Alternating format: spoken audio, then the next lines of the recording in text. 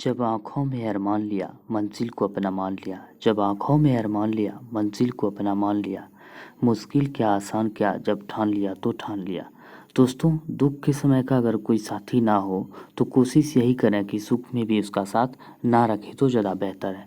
तो दोस्तों, सबसे पहले आप सभी को राम राम, गुड मॉर्निंग, जय श्री कृष्ण, राधे राधे, जय महाकाल। दोस्तों, हम बात करेंगे आज महाकाल की का नाम लेकर हम बात करेंगे। आज फिर क्लास में हम बात करते हैं, बहुत ही ज़्यादा ज़बरदस्त आज की क्लास होने वाले हैं। और आज की क्लास में हम बात करते हैं फिर पिछले क्लास की तरह टर्नअप होने वाले हैं, करंट अफेयर साथ साथ स्टैटिक जीके का हम बात करते हैं, बहुत ही ज़बरदस्त होने वाले हैं। 2023 के एग्ज़ाम के पॉइंट ऑफ व्यू से हम बात करें तो काफ़ी महत्वपूर्ण हो सकते हैं यह क्वेश्चंस। हमारे क्वेश्चंस को आपने देखा ही होगा पिछले क्लास में। हम चाहते हैं कि कम समय में यानी कि 10 से 20 मिनट में चाहते हैं 100 क्वेश्चन, लगभग 100 क्वेश्चन का निपटारा करना कोशिश करते हैं कि इसका निपटारा कर दें, करंट अफेयर के साथ साथ स्टैटिक जीके का। तो एग्ज़ाम के पॉइंट ऑफ व्यू से काफ़ी महत्वपूर्ण हो सकते हैं। और हम जो वादा किए थे आपको, ठीक संडे को आपको जो है टेलीग्राम में ज़रूर ज्वाइन करें।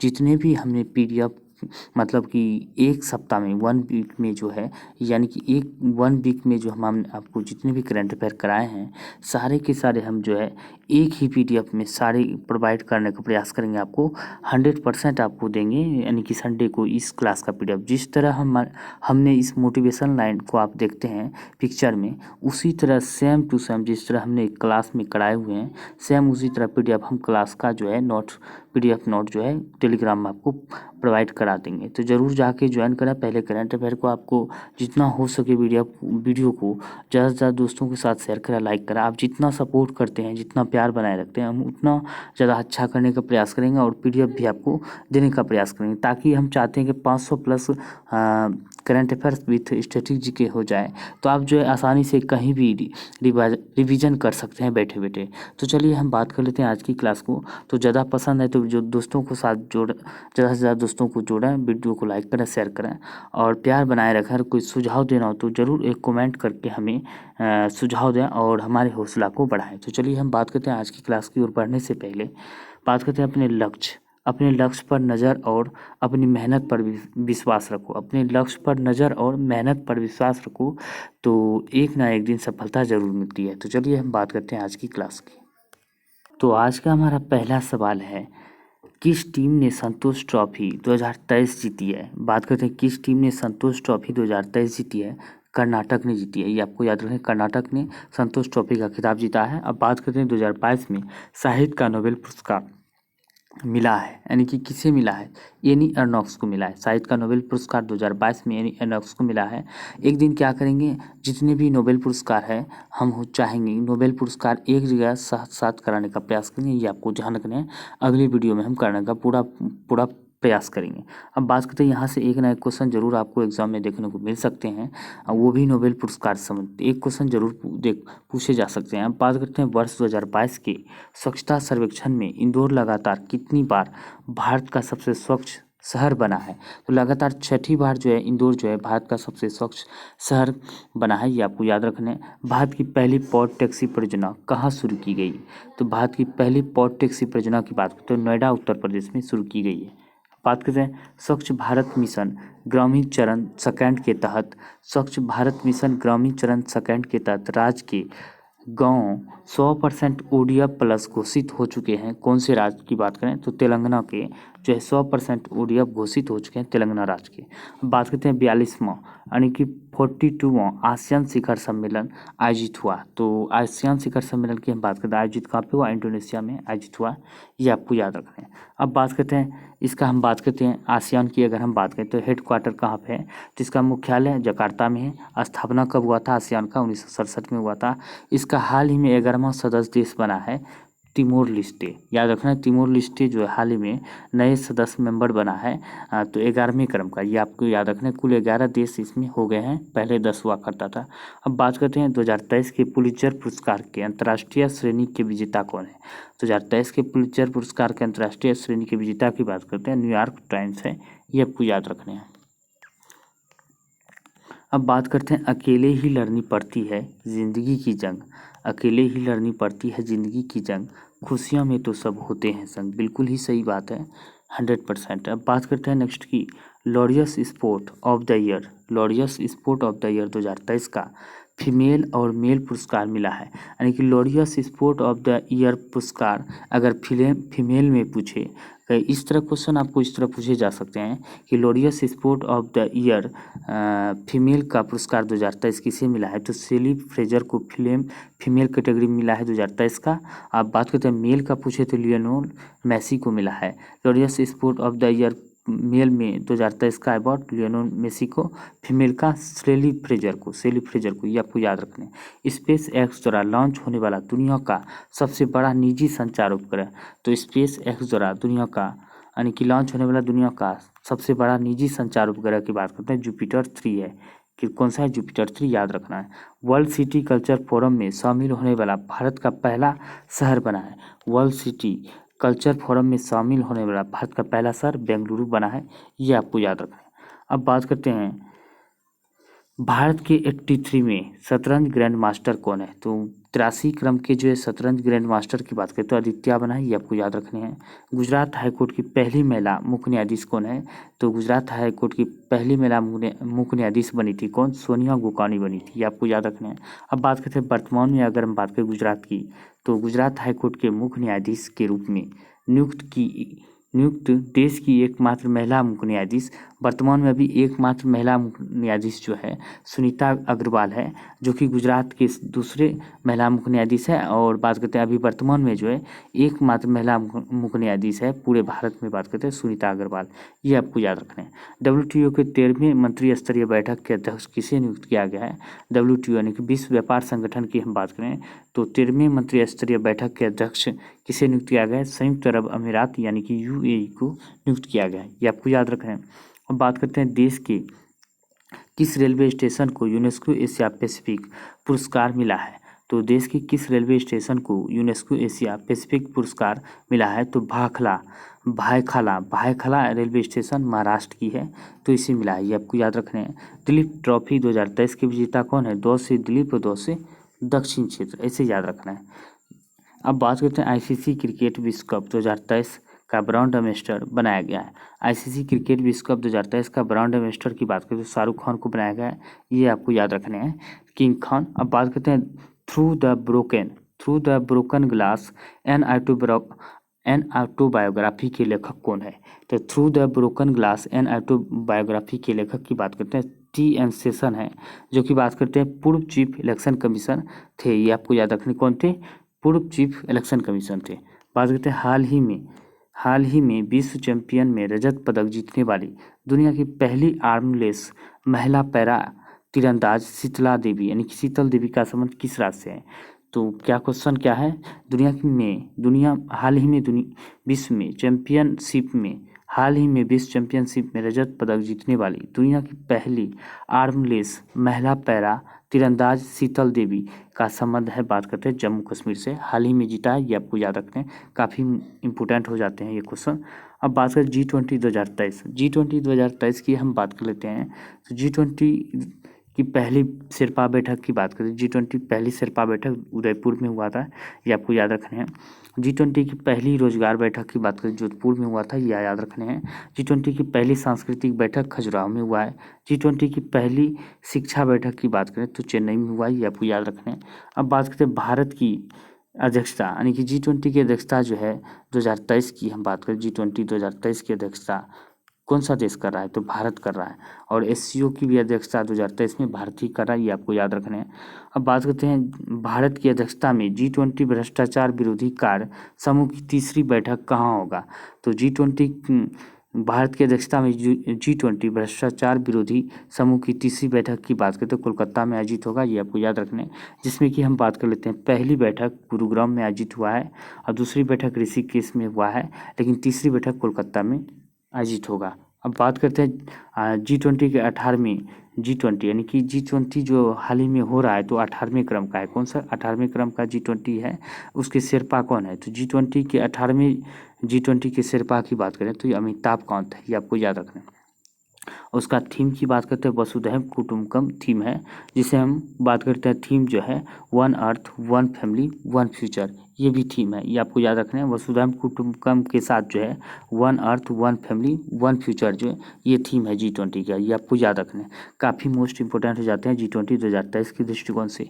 2023 का लोकमान्य तिलक पुरस्कार मिला है, तो 2023 के लोकमान्य पुरस्कार की बात करते हैं PM नरेंद्र मोदी को मिला है, ये आपको याद रखने हैं।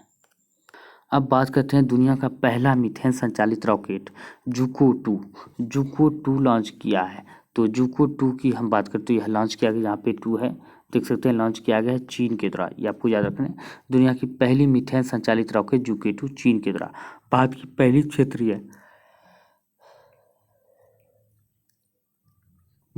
पहली क्षेत्रीय AI यानी कि आर्टिफिशियल न्यूज एंकर लिसा लॉन्च किया गया है। तो लिसा उड़ीसा, ऐसे याद रखना है, लिसा उड़ीसा, कैसे याद रखना है, लिसा को उड़ीसा में लॉन्च किया गया है, ये आपको याद रखना है। भारत की पहली क्षेत्रीय आर्टिफिशियल न्यूज एंकर है।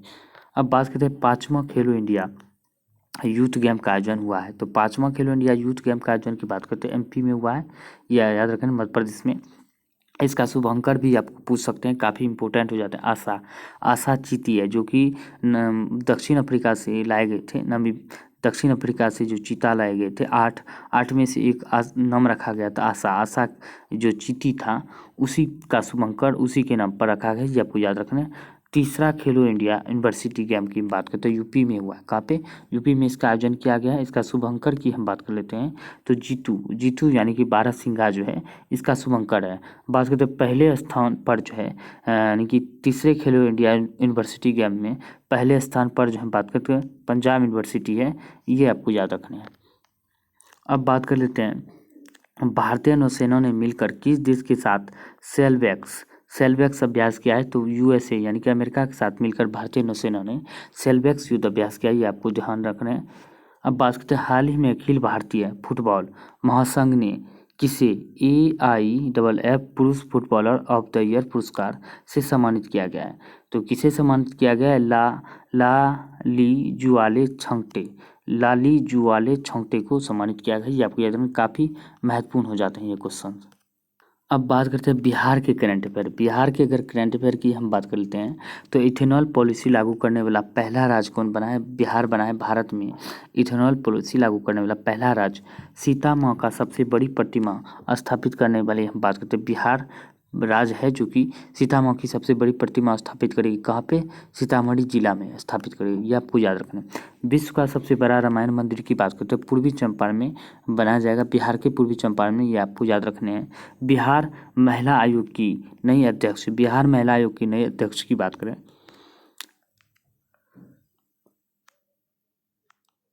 अश्वमेघ देवी है। कौन है? अश्वमेघ देवी को बनाया गया है, ये आपको याद रखने हैं।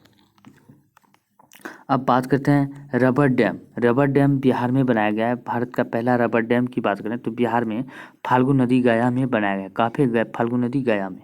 प्यार का पौधा नामक योजना की बात करते हैं बिहार सरकार के द्वारा लॉन्च किया गया है, ये आपको याद रखना है। बिहार का राज्यपाल की वर्तमान में बात करते हैं राजेंद्र विश्वनाथ अरलेकर है, जो कि 41 क्रम के राज्यपाल है। CM की बात करते हैं, आप सभी को पता ही, नीतीश कुमार है बिहार के CM। बिहार के डिप्टी CM की बात करें तेजस्वी प्रसाद है, ये आपको तेजस्वी यादव है, ये आपको याद रखना है। अब बात कर लेते हैं बिहार की अगर हम बात कर लेते हैं, यहाँ पे देख सकते हैं बिहार का ये मैप है। बिहार की मैप की अगर हम बात करें तो ये देख सकते हैं बिहार का मैप है। यहाँ पे बात करते हैं अगर बिहार की, तो पटना जो बिहार की राजधानी यहाँ पे पटना है। अब बात करते हैं बिहार के कितने ज़िले हैं जो नेपाल से लगते हैं, तो यहाँ पे देख सकते हैं ये साइड नेपाल है, नेपाल की, तो पश्चिमी चंपारण, पूर्वी चंपारण, सीतामढ़ी, मधुबनी, सुपौल, अररिया और किशनगंज, कुल कितने ज़िले हो जाते हैं? कुल 7 ज़िले जो है नेपाल से लगते हैं। अब बात करते हैं बंगाल से कौन कौन ज़िले लगते हैं? किशनगंज, कटिहार और भागलपुर लगते हैं। जहाँ किससे? बंगाल से। भागलपुर नहीं, ये पूर्णिया क्षेत्र लगते हैं, 3 ज़िले लगते हैं। अब बात कर लेते हैं यहाँ पे 3 ज़िले जो बंगाल से लगते हैं। वहीं बात करते हैं झारखंड से कुल 8 राज्य लगते हैं, भागलपुर, बांका, जमुई, नवादा, गया, औरंगाबाद, रोहतास और कैमूर, ये कितने ज़िले हो जाते हैं? यहाँ पे बात करते हैं कुल 8 ज़िले जो हैं, कि झारखंड से 8 ज़िले लगते हैं और यूपी से भी 8 ज़िले लगते हैं, ये आपको याद रखना है। तो कहाँ से होता है? रोहतास, भभुआ, बक्सर 3 और सारण 4, 5, 6, 7 और एक हो जाएगा, यानी कि 8 ज़िले हम बात कर लेते हैं। यानी कि यूपी से हम बात करते हैं 8 ज़िले लगते हैं, 8 ज़िले झारखंड से लगते हैं और 7 ज़िले नेपाल से लगते हैं। और बात कर लेते हैं 3 बात कर लेते हैं पश्चिम बंगाल से लगते हैं। ये आपको याद रखने हैं। अब बात करते हैं बिहार की यहाँ पे जैसे बक्सर से गंगा नदी प्रवेश करती है और भागलपुर होते हुए जो कटिहार से होते हुए ये बांग्लादेश में प्रवेश कर जाते हैं, बंगाल खाड़ी में गिरते हैं। कुल 12 जिलों से होकर जो है गंगा नदी निकलती है और गंगा नदी के किनारे बिहार का सबसे बड़ा शहर की बात करें तो स्थित शहर गंगा नदी के किनारे बिहार का सबसे बड़ा शहर पटना है, ये आपको याद रखना है। और भारत का पूछे सबसे बड़ा शहर गंगा नदी के किनारे स्थित कानपुर है, ये आपको याद रखना है। उम्मीद करता हूँ कि बिहार के बारे में आप सभी को अच्छी तरह से समझ आ गए हैं। तो चलिए हम बात करते हैं और आगे क्वेश्चन की ओर बढ़ते हैं। तो हम बात कर लेते हैं परीक्षा के दृष्टिकोण से काफ़ी महत्वपूर्ण हो सकते हैं ये क्वेश्चन। तो बात कर लेते हैं परीक्षा। भारत का कोहिनूर की बात करते हैं, आंध्र प्रदेश को कहा जाता है। तो भारत का कोहिनूर आंध्र प्रदेश को कहा जाता है। केरल की सबसे बड़ी झील वेमनाथ झील है। फकीम वन्यजीव अभ्यारण्य की बात करें तो फकीम वन्यजीव अभ्यारण्य नागालैंड में है। लेमरू हाथी रिजर्व की बात करें तो लेमरू हाथी रिजर्व की बात करें तो कहाँ पे है? तो ये छत्तीसगढ़ में है। अमला ज्वालामुखी की बात करते हैं, हमला ज्वालामुखी की बात करते हैं आइसलैंड में स्थित है। साधारण बातचीत में हम बात करते हैं कितना डेसिबल होना जरूरी होता है? साधारण बातचीत में हम बात करते हैं 30 से 40 डेसिबल ध्वनि उत्पन्न होता है, ये आपको याद रखना है। जिप्सम का रासायनिक सूत्र की बात करते हैं CaSO4 × 2H2O जो है जिप्सम का रासायनिक सूत्र है, ये आपको याद रखने हैं। बात करें कीटों का अध्ययन एंटोमोलॉजी कहलाता है। काफ़ी मोस्ट इम्पोर्टेंट यानी कि VVI क्वेश्चन होते हैं, ये आपको याद रखने हैं। अब बात करते हैं मनुष्य की सबसे बड़ी ग्रंथि यकृत है, ये आपको याद रखना है। अब बात करते हैं लेजर प्रिंट में प्रयुक्त होता है। लेजर प्रिंट में हम बात करते हैं प्रयुक्त होता है सेमीकंडक्टर, ये आपको याद रखना है। सेमीकंडक्टर लेजर प्रयुक्त होता है। सोलेक्सो होता है। सोलेक्सो की बात करते हैं सौर रिक्शा है। क्या है? सोलेक्सो एक सौर रिक्शा है। इंडेक्स हॉल संबंधित है तो इंडेक्स हॉल की बात करते हैं फ्लॉपी डिस्क से संबंधित है। किससे? फ्लॉपी डिस्क से। अब बात करते हैं करंट अफेयर की हम बात कर लेते हैं। तो विश्व एथलेटिक्स चैंपियन में भारतीय दल का नेतृत्व किसने किया था? नीरज चोपड़ा ने किया था। किसने? नीरज चोपड़ा ने। अब बात करते हैं राजौरी चिकरी वुड क्राफ्ट और मुस्क बुद्जी चावल को GI टैग मिला है तो जम्मू कश्मीर में। तो किसे मिला है? जम्मू कश्मीर की। अब बात करते हैं 1 नवंबर से राज्य भर में खेल महारण का आयोजन हुआ है तो कहाँ में? असम सरकार के द्वारा जो है 1 नवंबर से जो है राज्य भर में जो खेल महारण का आयोजन किया जाएगा असम में। बात करते हैं मैपिंग तिब्बत प्रदर्शनी का आयोजन किया जाएगा हिमाचल प्रदेश में। मैपिंग तिब्बत प्रदर्शनी का आयोजन हिमाचल में किया जाएगा। बात कर लेते हैं SSB ने 54 फीट के तिरंगे का अनावरण कहाँ किया है? तो सिलीगुड़ी में किया है। कहाँ पे? 54 फीट का तिरंगा SSB ने सिलीगुड़ी में किया है। इंदिरा गांधी मुक्ति योजना 2023 शुरू किया गया राजस्थान के द्वारा। इंदिरा गांधी मुक्ति योजना 2023 राजस्थान के द्वारा शुरू किया गया है।